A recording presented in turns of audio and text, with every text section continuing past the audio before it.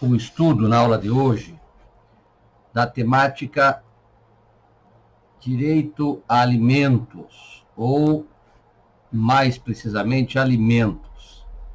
É a nossa 13ª aula.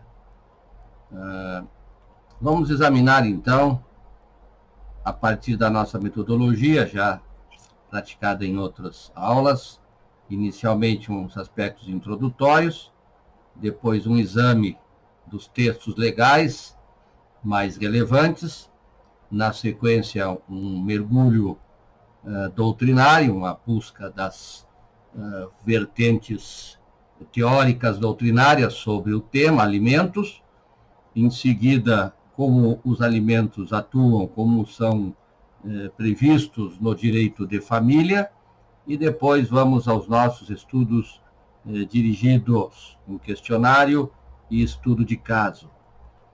Começamos então aqui na introdução. É conhecida de todos uma previsão moral, um certo brocardo que diz: ganharás o pão com o suor de teu rosto. Isso quer dizer que há uma aversão ao ócio, há uma compreensão humana, desde o início dos tempos, de que o indivíduo deve envolver-se, deve buscar auxiliar, deve buscar sustentar-se, no mínimo, a si mesmo. E, claro, também, em razão da solidariedade, que sempre orientou os agrupamentos humanos, também contribuir para o sucesso do grupo.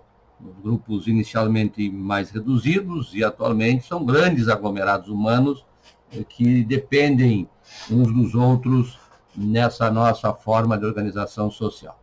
Então, aqui vimos que o ócio não é recomendado. As pessoas não devem entregar-se ao prazer, mas sim devem buscar sempre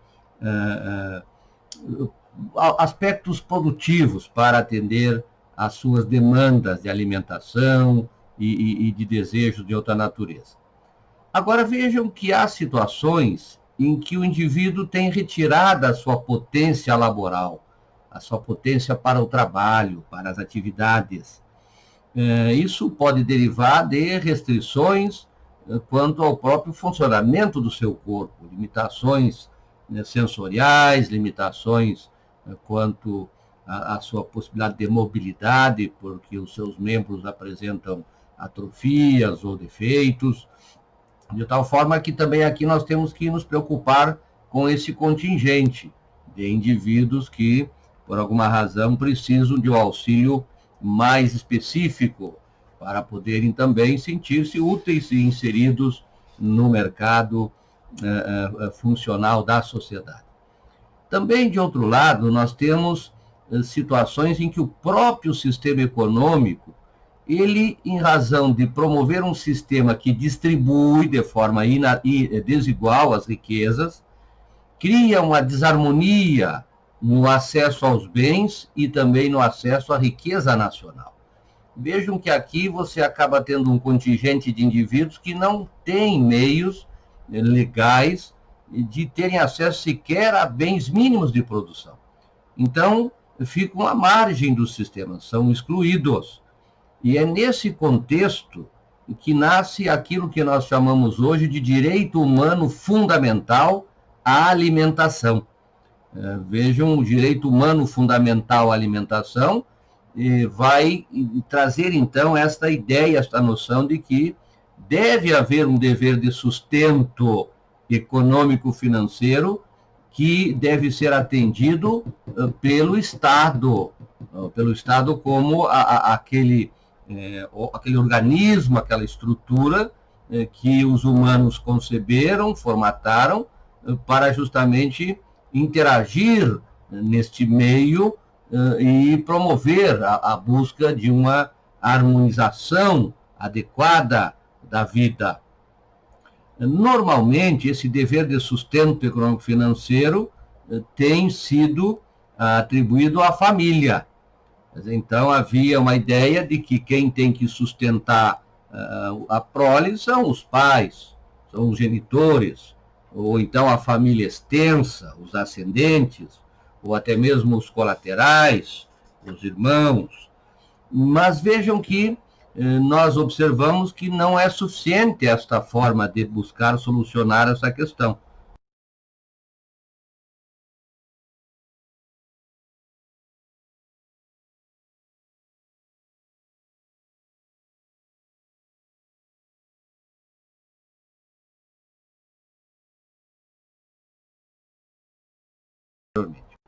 Então, aqui nós temos textos legais que organizam e que criam um sistema que no Brasil ainda não foi implementado adequadamente. Nós partimos da Constituição e vemos aqui vários artigos referindo-se a isto. O artigo 6º está a dizer, são direitos sociais, portanto, direitos humanos sociais, são direitos humanos coletivos. Vejam a diferença, direito humano fundamental individual, direito humano fundamental social. O individual refere-se a uma ação em que o Estado deve ter um comportamento de abstenção, um comportamento, portanto, de não interferir nesses direitos humanos fundamentais individuais. Já o direito humano fundamental social, o Estado tem um dever de ação, de fazer, de promover, de realizar, de garantir que esse direito seja, de fato, reconhecidamente outorgado, ou fornecido, ou de alguma maneira, alcançado ao sujeito titular de tal direito. Então, aqui nós temos educação, saúde, alimentação, trabalho, moradia, transporte, lazer, segurança, previdência social, proteção, maternidade, infância, assistência aos desamparados. Tudo isso é dever do Estado brasileiro, dever constitucional, dever imediato, dever que tem que ser atendido imediatamente, não é um programa, não é algo que vai se fazer se for possível, não, é para fazer já, para realizar já, para organizar os recursos nesta direção, sob pena de ser, então, levado a isso pela força das decisões judiciais. É esse o sistema jurídico, nós estamos vendo aqui. Ainda segue, artigo 208, o dever do Estado com a educação será efetivado mediante a garantia de... E aí vem, ó, atendimento ao educando em todas as etapas da educação básica, por meio de programa suplementar de material didático, escolar, transporte, alimentação. Vejam que a alimentação aparece novamente aqui também, lá quando se garante o direito à educação. O 227 é dever da família, da sociedade e do Estado. Aqui há algo que eu preciso também destacar. Família, nós sabemos como localizar, porque, na verdade, quem deve são os indivíduos, especificamente, que integram a família. A família, como grupo, não tem condições de ser acionada. É o indivíduo que é acionado, é o pai, a mãe, o avô, o irmão. Você tem que identificar para poder buscar, via judicial, esse direito, esses recursos que integram essa noção de alimentos. Então, é dever da família, dever da sociedade. Isso aqui é inútil. A sociedade não quer dizer nada. A sociedade não tem como você cobrar do ponto de vista jurídico. Aqui é apenas um chamamento à sociedade. A sociedade não existe do ponto de vista de você poder identificá-la com identidade própria, com capacidade sequer processual, com a capacidade postulatória. Não há como fazer isso. Então, não é inútil. Podemos apagar isso aqui, que não vai haver nenhum efeito do ponto de vista jurídico. Então, é dever da família e do Estado. Do Estado. Quer dizer, o Estado eu posso acionar, eu posso cobrar, eu posso mover uma ação contra o Estado, porque o Estado é uma pessoa jurídica. A sociedade não é pessoa jurídica, a sociedade não tem condições de ser identificada com domicílio, com sede, não há espaço para isso. Então, aqui se trata mais de uma coisa discursiva, de um chamado ao discurso, às narrativas, muito presente nos discursos das fanfarronices. Então, é dever da família, do Estado, assegurar à criança, ao adolescente, ao jovem, com absoluta prioridade, o direito à vida, à saúde, à alimentação. Vejam de novo, aparece aqui a ideia de alimentação. O 203 ainda diz o seguinte, ó, a assistência social será prestada a quem dela necessitar, independentemente de contribuição à Seguridade Social, e tem por objetivos: protege a família, protege a maternidade, protege a infância, protege a adolescência e a velhice. E vejam aqui o inciso 5 do 203, ó, a garantia de um salário mínimo de benefício mensal à pessoa portadora de deficiência e ao idoso que comprovem não possuir meios de prover a própria manutenção. Aqui nós temos, então, já a ideia daquela renda mínima mensal, para o indivíduo poder exercer os seus direitos mínimos de satisfação de suas necessidades básicas. Então, essa renda mínima aqui, que se garante ao deficiente, ao idoso, nós temos que ampliar para todos. Todos têm que ter uma renda mínima, o indivíduo tem que ter. O indivíduo tem que ter a sua renda mínima. Cada indivíduo tem que ter essa renda garantida pelas políticas públicas forjadas, montadas pelo Estado. Então, aos poucos, isso vai sendo construído. Não tivemos, por enquanto, governos competentes para fazer isso. Mas o exercício da democracia, essas discussões constantes, as ações que são propostas para garantir os direitos de todos, vão forjando gente mais capaz, mais competente para fazer a gestão pública. Também as convenções internacionais tratam da questão, muitas convenções nós vamos encontrar, as quais o Brasil adere e já inclusive incorporou na sua ordem jurídica, tratam da questão. Também temos várias leis, lei de alimentos, lá de 68 ainda, 5478, o Código Civil, Lei 10.406, nesses artigos 1694 a 1710, o Estatuto da Criança, do Adolescente, o Estatuto do Idoso, os alimentos gravídicos, o Estatuto da Pessoa com Deficiente, e o Código de Processo Civil também tem aqui artigos referentes à ação de execução e o cumprimento de sentença, no caso das ações de alimento. Então, eis aqui textos legais variados que vão tratar da matéria. Teoria fundante sobre alimentos, conceito. O que devemos entender por alimento? Num sentido jurídico, alimentos são os recursos considerados necessários para a satisfação das demandas de uma pessoa natural e que devem ser prestados pelo alimentante em benefício do alimentado e fundado numa razão jurídica, numa causa jurídica. Então, no sentido jurídico, eu posso entender que os alimentos são esses recursos, são esses mantimentos, são esses elementos que precisam ser alcançados para que uma pessoa natural, para que um ser humano possa sobreviver, possa existir, possa atender aquilo que necessita para uma vida minimamente adequada ou, inclusive, mais elevada, na medida em que eu posso ter alimentos naturais ou alimentos civis, como vamos ver mais adiante o que diferencia um do outro.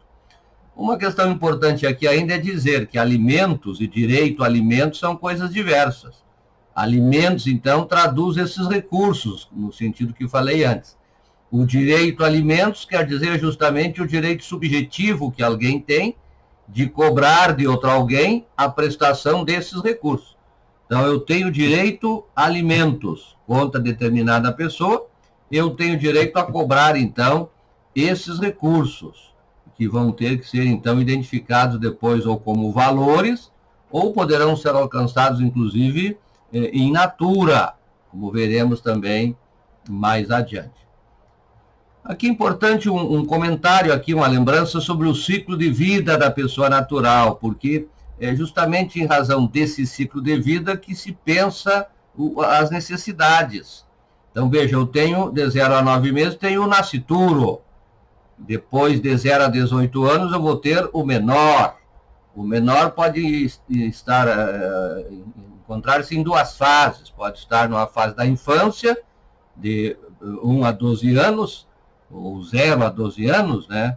Ou então também adolescência, de 12 a 18 anos. Então vejam que aqui é um estado de menoridade. Então está sob o poder familiar, ou está sob guarda, ou está sob tutela, e aquele que é o guardião, aquele que é o detentor do poder familiar, aquele que é o tutor, ou aqueles, porque pode ser compartilhado o exercício desses institutos. Então, aqui o responsável será este que exerce essa posição de detentor do poder familiar, guardião ou tutor, de atender às demandas desse menor.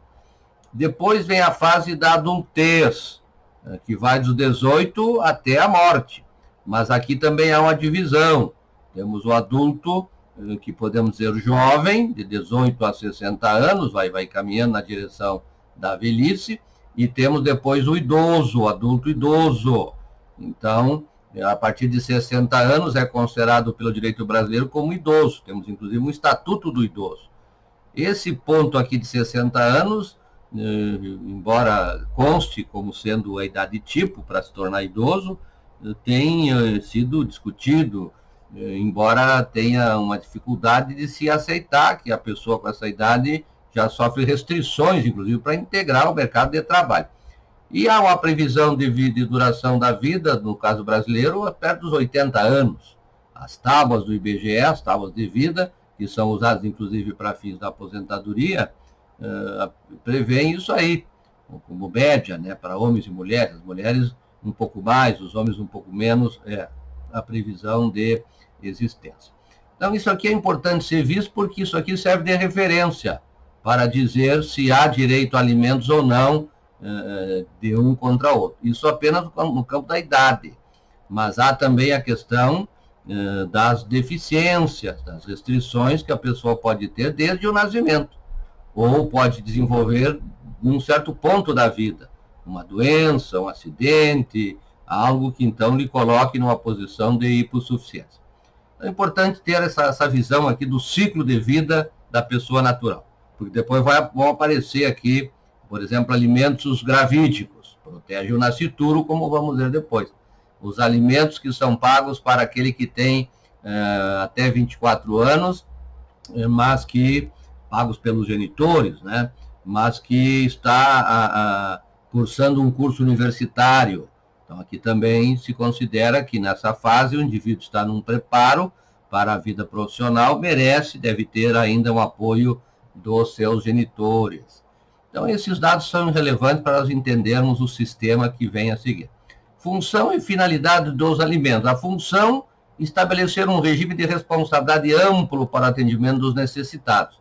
Então, notem que a ideia de termos essa figura dos alimentos, de alguém dever alimentos para outro alguém, de acordo com a causa jurídica, que nós vamos ver depois quais são as possíveis, resulta nisso. Cria-se um regime de responsabilidade amplo, de tal maneira que as pessoas vão ter recursos de algum lugar que elas poderão buscar para satisfazer as suas necessidades, inclusive cobrando esses valores a título de alimentos e apontando a causa jurídica que justifica, então, esses alimentos. Então, o Estado, na verdade, faz uma distribuição dessa responsabilidade.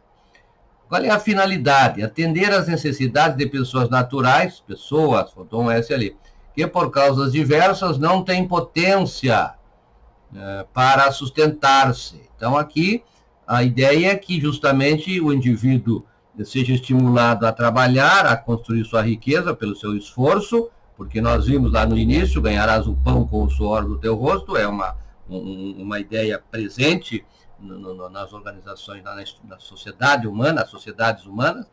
Então, aqui, o que nós temos é isto.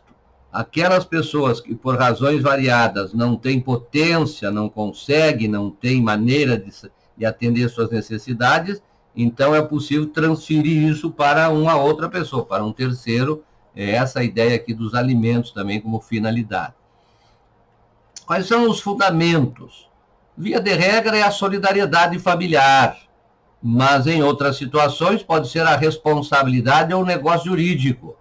E nós podemos, claro, aqui falar também sobre a questão de ser um cidadão do Estado. Então, o fato de ser cidadão do Estado vai lhe trazer o guarda-chuva da Seguridade Social desse Estado. E também se fala que isso deve ser alcançado a todos, independente de ser nacional ou não, em razão de ser um direito humano.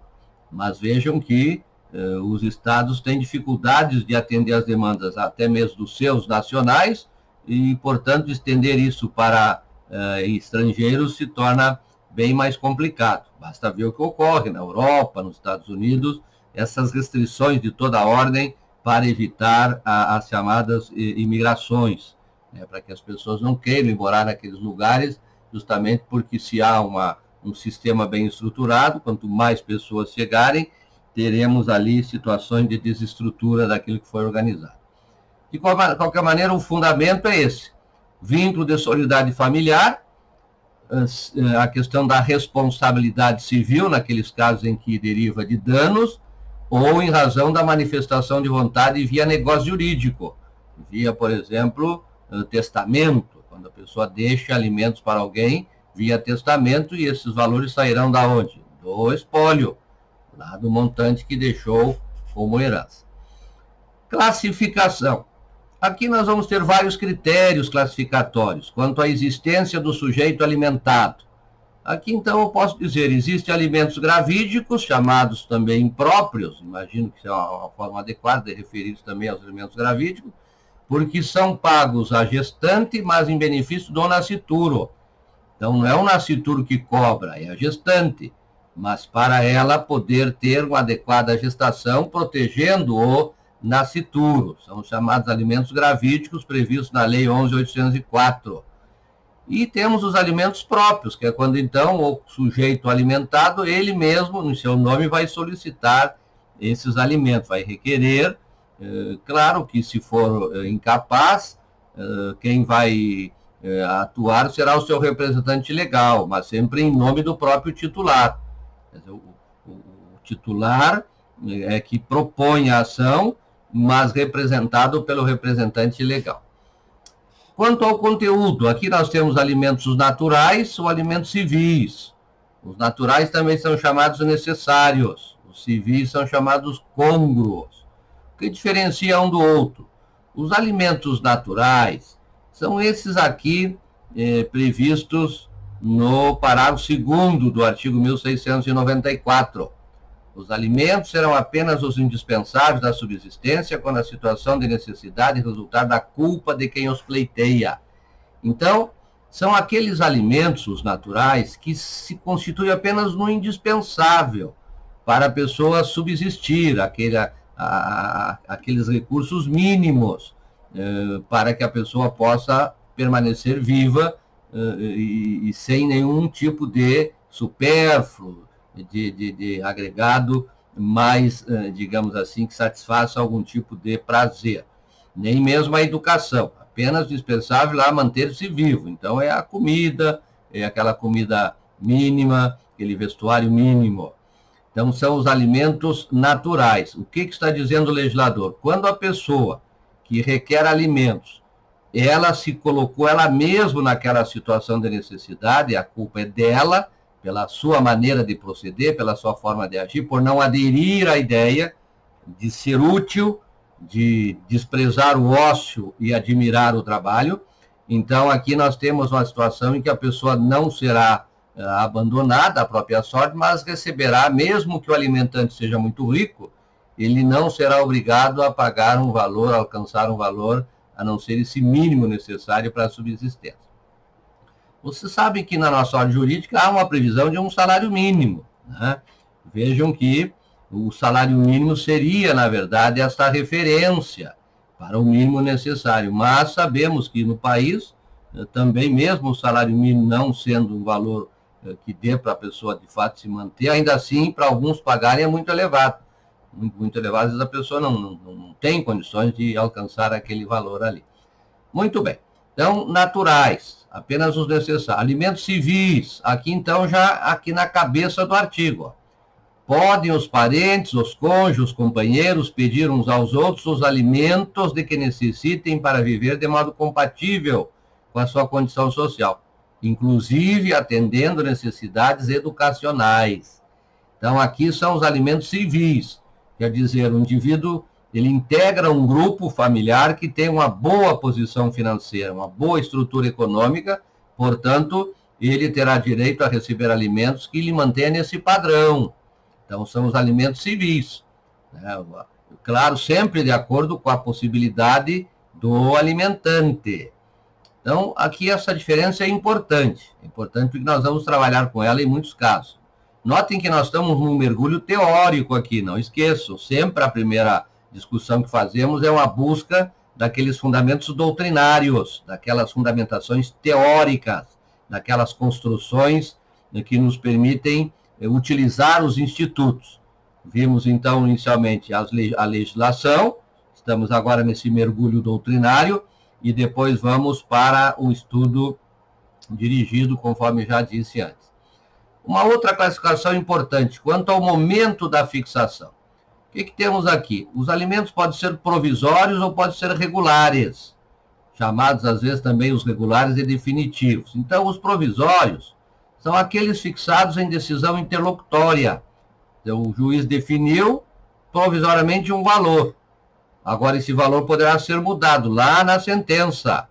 Então, provisórios em razão da fixação em decisão interlocutória, ou alguns também identificam como provisórios aqueles que são previstos na lei de alimentos, que na verdade é a mesma situação, porque lá o juiz vai fixar justamente de início, quando receber a petição, se achar adequado, esses alimentos provisórios, até que possa, apreciando a prova que vai ser produzida, tomar uma decisão de fixação de alimentos regulares. Isso está aqui no artigo, vejam, ó, artigo 1706 do Código Civil, do CC.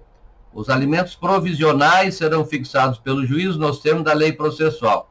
Aqui fala-se ainda em provisionais, quer dizer, havia uma separação entre provisórios e provisionais, a doutrina fazia isso, e ainda alguns fazem, que os provisórios seriam aqueles lá da lei de alimentos, que tem que haver uma prova pré-constituída, e os provisionais seriam aqueles em razão do poder geral de cautela, que o juiz, apreciando o caso, e a prova já trazida nos autos, verificaria se é o caso de tutela de urgência, e daria então ali alimentos provisionais. Seria uma diferença que a doutrina apresenta, mas na realidade a questão é a mesma, é uma decisão interlocutória que poderá então depois ser modificada.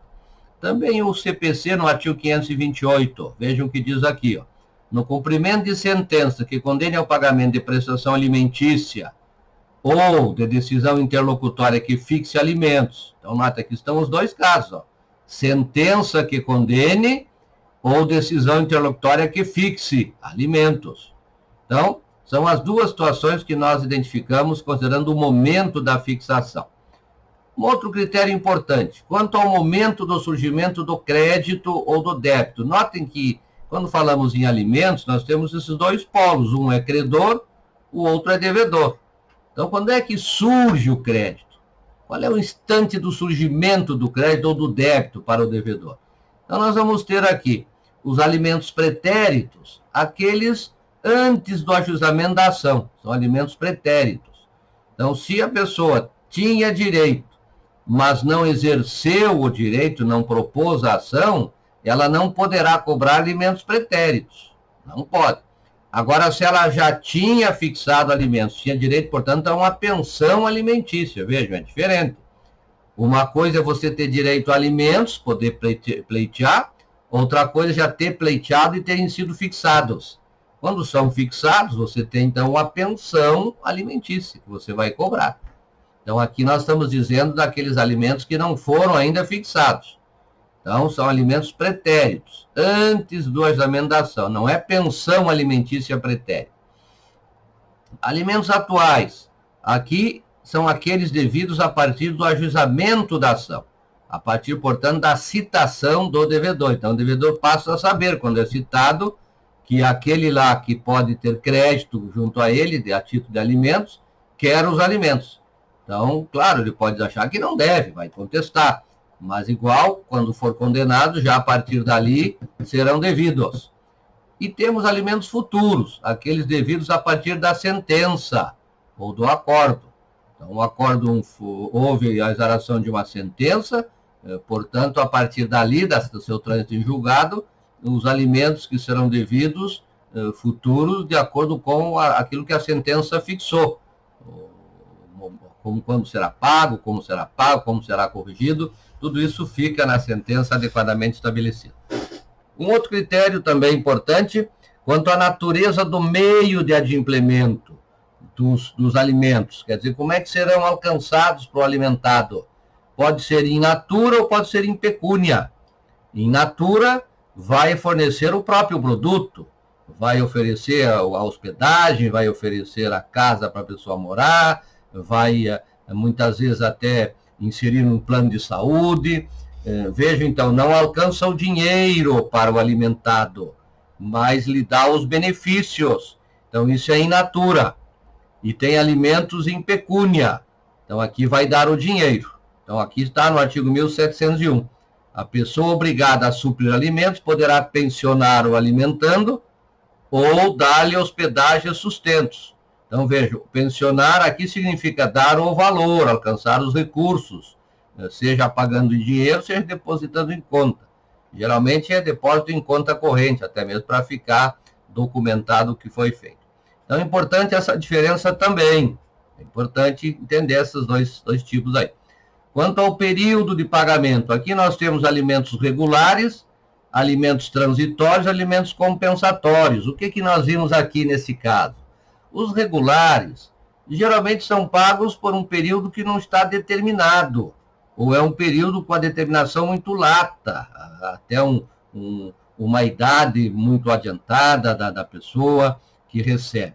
Então, regulares por quê? Porque tem um valor fixado, com a correção já embutida nele, geralmente salário mínimo, há um vencimento, então, para o pagamento da parcela, há uma forma específica, que geralmente falei já antes, é depositado numa conta, o valor é para saber exatamente quanto foi pago, a data que foi pago, então, pelo depósito em conta corrente bancária, se tem claramente ali a provas para evitar problemas.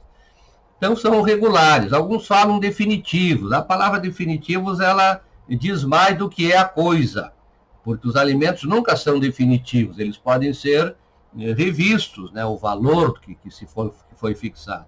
Sempre é possível alterar, ou para mais, ou para menos, ou mesmo exonerar o alimentante do pagamento.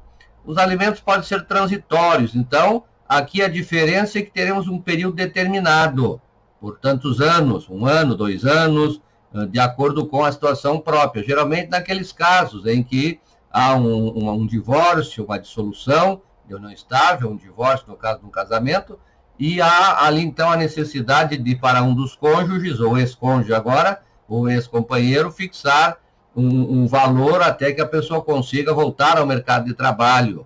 Então, há ali uma transitoriedade. E tem os compensatórios, que podem ser pagos em parcela única. Aqui são aquelas situações em que também há um casamento, união estável, há um regime de bens, e a pessoa, uma acumulou bens, a outra não acumulou nada. E há, então, aquele divórcio, aquela dissolução, e fica, então, a necessidade de que a pessoa receba um valor para poder recomeçar a sua vida, reestruturar-se. Então, em casos concretos, se criou essa ideia de compensatórios. A doutrina, alguma doutrina, critica essa ideia de que se tem esse tipo de alimentos, mas a jurisprudência tem aceito em certos casos. Uma outra aqui, 2147, quanto à fonte jurídica da obrigação. Aqui, então, uma classificação importantíssima, que vai nos levar ao ponto 2.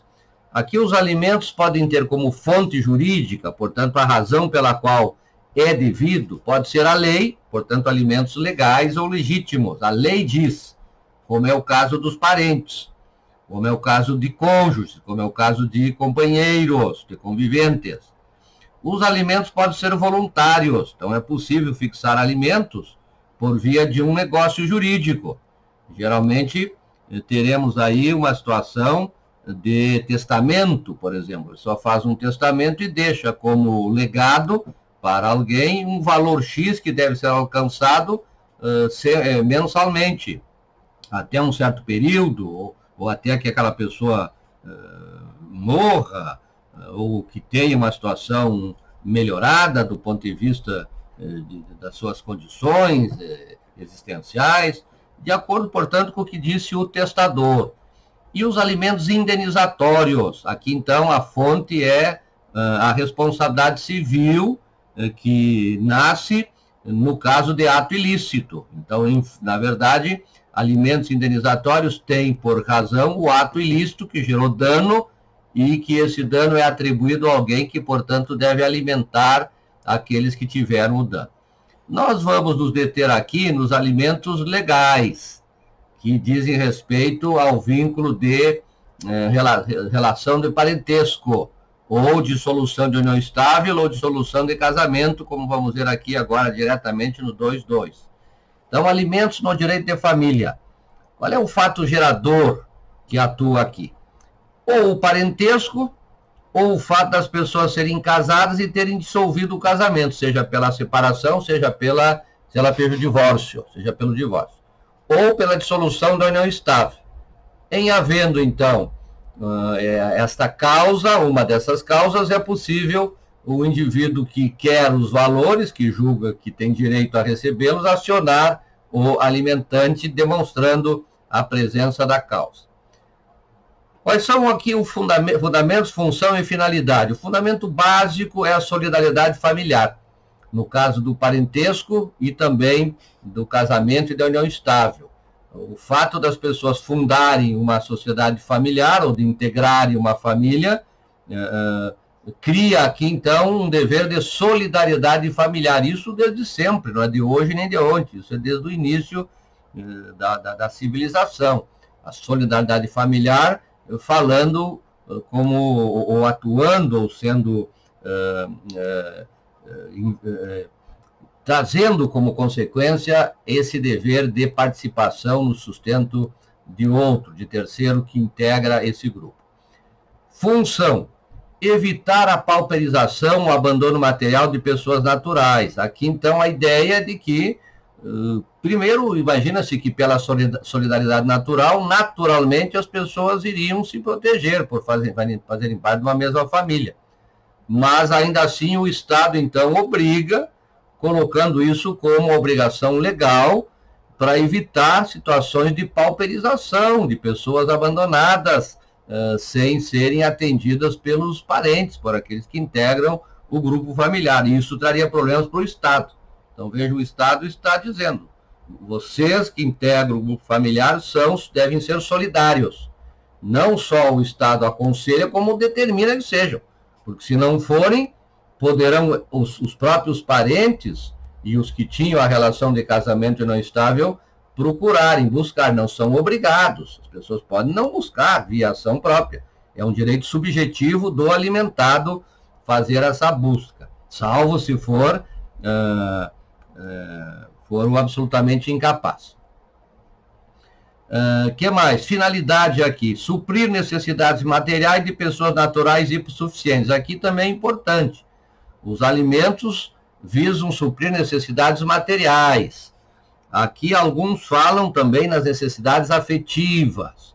E há uma discussão sobre o afeto como uma necessidade também dos humanos, e que deveria ser sempre prestigiado, fornecido, praticado pelos genitores em relação à prole.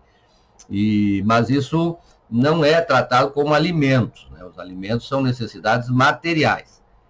2.3, pressupostos e requisitos. Aqui, então, para alguém poder cobrar os alimentos, tem que demonstrar a presença desses pressupostos ou requisitos. Primeiro, o vínculo jurídico, gerador do direito, ou da obrigação, né, para aquele que é obrigado, direito para aquele que tem o direito, o alimentado, aqui o alimentante, no caso da obrigação. Então, primeiro tem que demonstrar o vínculo, que há um parentesco ali e que seja um parentesco gerador do direito a alimentos.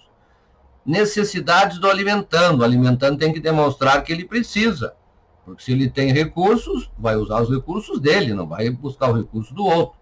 E as possibilidades do alimentante. Então, ver as condições econômicas financeiras daquele que vai alcançar os valores. Isso está no artigo 1695 do CC. São devidos alimentos quando quem os pretende, o alimentado, não tem bens suficientes e nem pode prover pelo seu trabalho a própria mantença. Vejam, então, a pessoa tem que demonstrar que não tem potencial laborativo, que não tem condições de, tomando iniciativas criadoras, não apegando-se ao ócio, conseguir recursos para se manter. Então, tem que, se tiver condições, vai ter que buscar, de alguma maneira, ele mesmo, pelo seu trabalho, a sua mantença. E aquele de quem se reclamam pode fornecê-lo, sem desfalco necessário ao seu sustento. Então, eis aqui os pressupostos iniciais, indispensáveis para que se possa falar em alimentos, em dever de alimentos. Características. Aqui eu preciso examinar que existe um direito a alimentos, existe uma obrigação alimentar e existe uma prestação alimentícia. Então, aqui é o direito em abstrato, aqui também a obrigação em abstrato. Quando há um exercício do direito, ou fazendo com que o obrigado tenha que pagar, fixa-se um valor. Então, é preciso examinar isso. Quando eu falo em direito a alimentos, eu ainda não estou dizendo que a pessoa exerceu o direito. Quando eu falo em prestação alimentícia, então a pessoa já exerceu e já tem um valor a receber naquelas condições que falamos lá dos alimentos regulares. Então, o direito, ele é personalíssimo, só pode ser exercido pelo próprio titular, não pode ser exercido por outro, só por aquele que tem o direito. É intransmissível, quer dizer, não pode ser transmitido, não pode ser transferido para um outro sujeito. Não pode ser renunciado, é imprescritível, o direito a alimentos é imprescritível, mas a prestação alimentícia, uma vez fixada, não, essa é prescritível. É inalienável, não pode ser vendido. Também prestigia-se os alimentos atuais, portanto, a atualidade é uma característica. A partir do pedido é que são devidos. Mutabilidade, quer dizer, pode haver mudanças, de tal forma que aquele que pagava alimentos pode depois vir a ser aquele que vai receber. Os alimentos fixados podem ser alterados para mais, para menos, ou podem ser também extintos, exonerados de acordo com a situação própria. Vejam agora os sujeitos envolvidos, alimentando e alimentante. O alimentando, se tiver sucesso no seu pleito, passa a ser o alimentado, ou alimentário. E o alimentante é aquele que paga os alimentos. Então, alimentando é quando o indivíduo propõe, está em busca de ver fixada uma pensão alimentícia em seu favor. Alimentado e alimentário é quando já tem essa pensão fixada e, portanto, vai receber o valor, ou caso contrário, vai cobrar pela via própria. A questão da fixação e alteração. Aqui nós temos por via de ações. Temos a ação de alimentos, que vai fixar, então, os alimentos, daquela maneira que falamos antes, pode ser fixado provisoriamente, depois regularmente. Temos a ação revisional, para rever, podendo haver um aumento ou uma diminuição. Pode haver também uma ação exoneratória, quando, então, o alimentante vai tentar demonstrar que não precisa mais pagar aqueles valores para o alimentar. Então, a fixação se dá por via judicial, embora nós vimos, tratando-se aqui de alimentos familiares, mas é possível também, via acordo extrajudicial, se fazer, no caso de idosos, por exemplo, há previsão para isso, se faz um termo de compromisso de pagamento de alimentos e aquilo serve como um negócio jurídico. Se não for cumprido, pode depois ser executado sem necessidade de uma ação de alimentos, vai ser daí uma ação de execução de alimentos. Extinção. Pode se extinguir por morte daquele que é o alimentário, término do prazo, ou mudança dos pressupostos, como nós vimos, a pessoa já não precisa mais, ou então se ocorre uma situação em que aquele que pagava, ele não tem mais condições de pagar. A maioridade do alimentado, salvo a situação de ser universitário, portanto, se atingiu a maioridade, chegou aos 18 anos, isso também leva à extinção, mas não é automática. É necessária uma decisão judicial aqui para que se dê essa extinção. O casamento, união estável ou concubinato do alimentário. Então, a pessoa que é alimentada, se ela se casar, se ela passar a viver em união estável ou em concubinato, naquela relação, portanto, em que não pode se casar nem ter convivência, ainda assim vai ter o efeito de extinção da pensão alimentícia. Também indignidade do alimentário. Vejam ali, parágrafo único do 1708, do CC, ó. Com relação ao credor, cessa também o direito a alimentos, se tiver procedimento indigno em relação ao devedor. Então, aquele que recebe alimentos de alguém não pode ser indigno contra esta pessoa. Tem que ter um comportamento de agradecimento, não precisa, claro, andar reverenciando o alimentante, mas não pode também agir de forma indigna com relação a ele. Por exemplo, agredi-lo, atentar contra a sua vida, atentar contra a sua honra, atentar contra a sua dignidade, porque isso pode levar também à cessação do direito a alimentos. O cumprimento de sentença e execução, no caso de alimentos. Lá no CPC temos esses dois artigos, o 528 e o 911. 528 trata, então, do cumprimento da sentença, seja dos alimentos regulares ou alimentos provisórios. O juiz manda intimar o executado para que pague em 3 dias, ou que então prove que não pode pagar, ou provar que fez o pagamento e que quem está cobrando indevidamente. Então, aqui você tem alimentos fixados via procedimento judicial.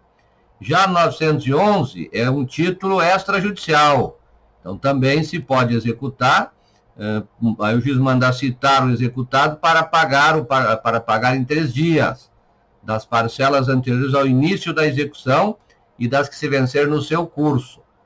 Vejam que aqui, nesse caso do 528, se a pessoa pretender utilizar a pena de prisão para pressionar o devedor, só poderá cobrar as 3 últimas e as que vencerem durante o processo.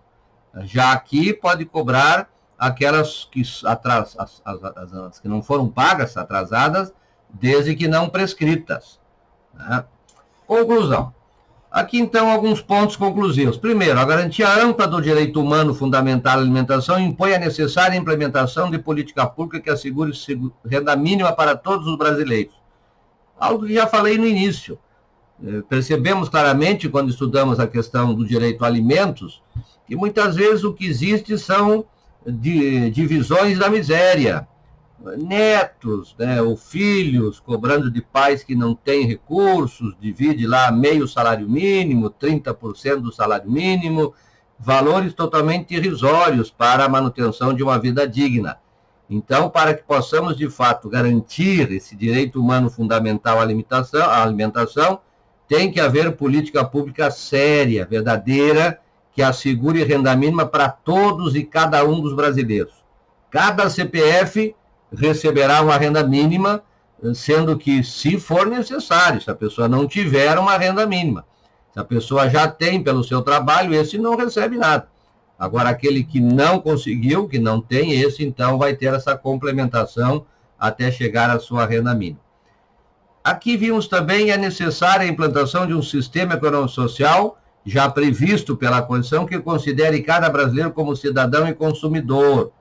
O que é isso? Nós vimos lá os artigos da Constituição e também uma série de outras convenções internacionais que já criaram juridicamente um regime em que todo ser humano ele é cidadão e consumidor. No caso brasileiro, nós temos isso na Constituição.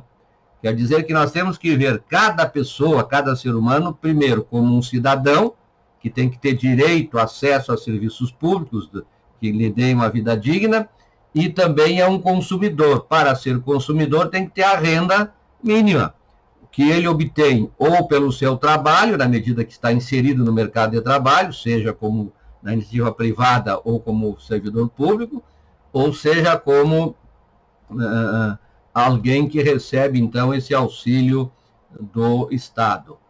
A vetusta forma de atribuir a obrigação de sustento à família, na maioria dos casos, implica em promover divisão da miséria, pois desemprego e falta de renda são resultado do sistema econômico excludente. Então, aqui também é uma conclusão importante. Essa ideia de que a família é obrigada, né, de que primeiro os pais, depois os ascendentes, depois os descendentes, depois os colaterais até 2º grau, ou mesmo, no caso, o ex-cônjuge ou ex-convivente, isso já não é suficiente. Não é suficiente. Claro que aquelas pessoas que têm uma posição mais confortável quanto ao patrimônio que possuem, não enfrentam maiores problemas. É certo que quando se divorcia ou se dissolve a união estável, as pessoas tendem a ficar mais pobres, porque vão dividir um patrimônio.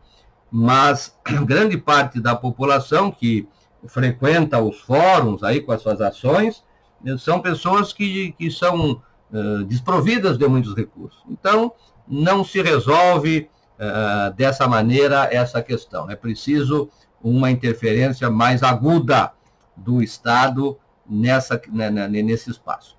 Atribuir à sociedade a obrigação de sustento envereda para o assistencialismo, em seguida para a corrupção e desvio de recursos. Aqui nós vimos, então, que essa ideia de dizer que a sociedade que é a responsável é uma ideia que seria como terceirizar a assistência daqueles que são excluídos, criando muitas vezes associações ou pessoas jurídicas que servem apenas para desviar recursos públicos.